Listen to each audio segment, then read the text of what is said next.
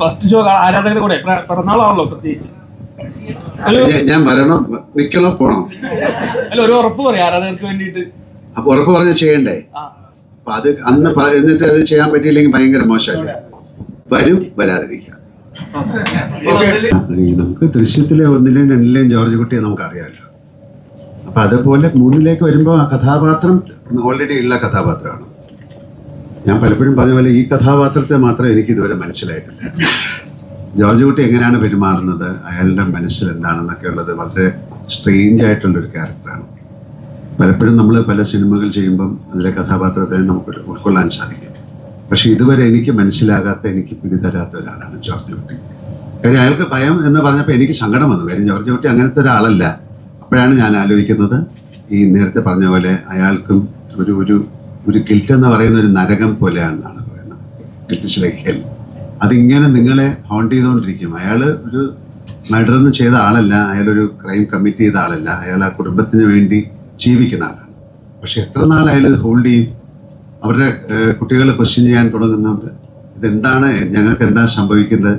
ഇതിനൊരു അവസാനം ഒരു എല്ലാ കുറ്റപ്പെടുത്തലുകളും അയാളിലേക്ക് വരാൻ സാധ്യതയുണ്ട്. കാര്യം നിങ്ങൾ കാരണമാണ് ഞങ്ങളിത് സഹിക്കുന്നത്. അപ്പം അതിൻ്റെ ഒരു കൾമിനേഷൻ, ഇതെല്ലാത്തിനും ഒരു അവസാനം വേണം എന്നാഗ്രഹിക്കുന്ന ഒരു കഥാപാത്രമാണ് ജോർജ് കുട്ടി.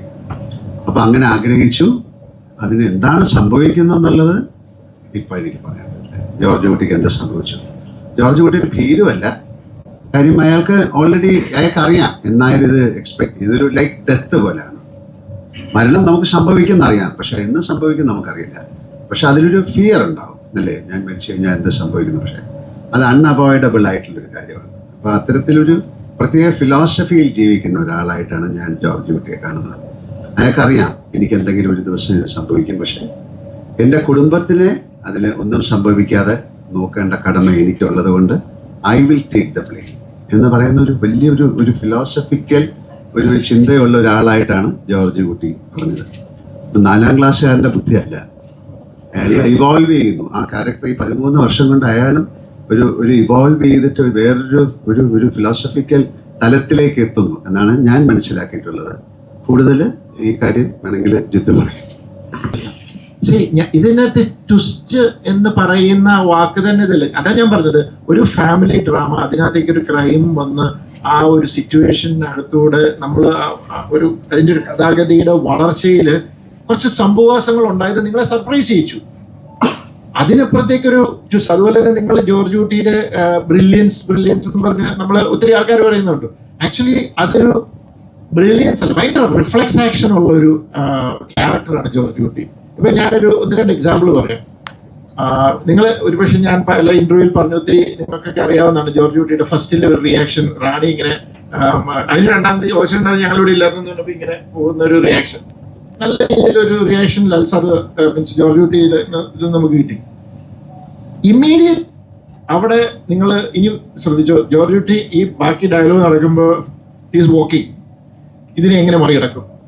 ഇമ്മീഡിയറ്റ് ആ ഡയലോഗ് തീർന്നു. അവിടുന്ന് ചോദ്യം സഹദേവന്റെ വന്നു, ഇപ്പൊ എല്ലാം ക്ലിയർ ആയത് അങ്ങനെ ഇങ്ങനെ. അപ്പൊ ജോർജ് കുട്ടി ഒരു സ്മൈൽ ആണ്. ഉടനെ ഓപ്പോസിറ്റ് നിന്നയാളൊന്ന് പതറി. പുള്ളി എന്നെ വളരെ ലാഘവത്തോടെ ഇടുക. But the back of his mind is working. Immediate പുള്ളി ആ പ്രശ്നം സോൾവ് ചെയ്ത് എങ്ങനെ വെച്ചാൽ, അല്ല അത് പ്രിൻസിപ്പൾ എവിടുന്ന് വിളിച്ചു പറഞ്ഞപ്പോഴേ പുള്ളിക്കാരത്തി നേരത്തെ കാര്യം അറിഞ്ഞു. അങ്ങനെ ഡേറ്റിന്റെ കാര്യം മനസ്സിലായിരുന്നു. അതിനൊരു സൊല്യൂഷൻ ആ മൊമെന്റ് പുള്ളി കണ്ടെത്തി. അങ്ങനെ ഒരു റിഫ്ലെക്സ് ആക്ഷൻ, അതുപോലെ റിഫ്ലെക്സ് ഉള്ള ഒരു ക്യാരക്ടറാണ്. അത് ഒരു ഞാൻ പറയുമെങ്കിൽ പ്രസൻസ് ഓഫ് മൈൻഡ് എന്നോ അല്ലെങ്കിൽ ആ ഒരു സിറ്റുവേഷൻ വരുമ്പോൾ ഇങ്ങനെ കൈകാര്യം ചെയ്യുന്നെന്ന് പറയുന്ന ഒരു സ്ഥലം. ആ ഡേ റീക്രിയേറ്റ് ചെയ്യാനുള്ള യാത്ര, ആ യാത്രയിലായിരിക്കാം പുള്ളി പല കാര്യങ്ങൾ പ്ലാൻ ചെയ്തത്. അപ്പം ഞാനതിനെ അങ്ങനെയാണ് കാണുന്നത്. ഒരു നല്ല ബേസിക് എന്താ പറയുക, ഒരു കോമൺ സെൻസ് ഉണ്ട് അക്കൂട്ടത്തിൽ. അതെല്ലാം സിനിമയിൽ നിന്ന് അക്യൂർ ചെയ്ത നോളജ്, അതിൽ നിന്ന് പല കാര്യങ്ങളും മനസ്സിലാക്കി അല്പം മുന്നേ നമ്മൾ ഒരു മുഴുവൻ നീട്ടിയെറിഞ്ഞ് കാര്യങ്ങൾ പ്ലാൻ ചെയ്യുന്നു. അങ്ങനത്തെ ഒരു ഇതാണ്. അപ്പം അതുപോലെ തന്നെ നിങ്ങൾ റാണിയുടെ ക്യാരക്ടർ എടുത്തു നോക്കി. അവിടെ ഒരു സിറ്റുവേഷൻ ഉണ്ടായി, മകൾ ബൈ ആക്സിഡന്റ് ഒരാളെ കൊന്നു. റാണിയും ഒരു റിഫ്ലെക്സ് ആക്ഷനിലാണ് പെട്ടെന്ന് പറഞ്ഞു വാ മോളെ എന്നും പറഞ്ഞുകൊണ്ട് ഉടനെ പോയി അവിടെ ആ കുഴി ഉണ്ടായിരുന്നു, ആ കുഴിയിൽ കൊണ്ടുപോയിട്ട് മൂടിയത്. അതും ഒരു കൈൻഡ് ഓഫ് ഇന്റലിജൻസ് ആണ്.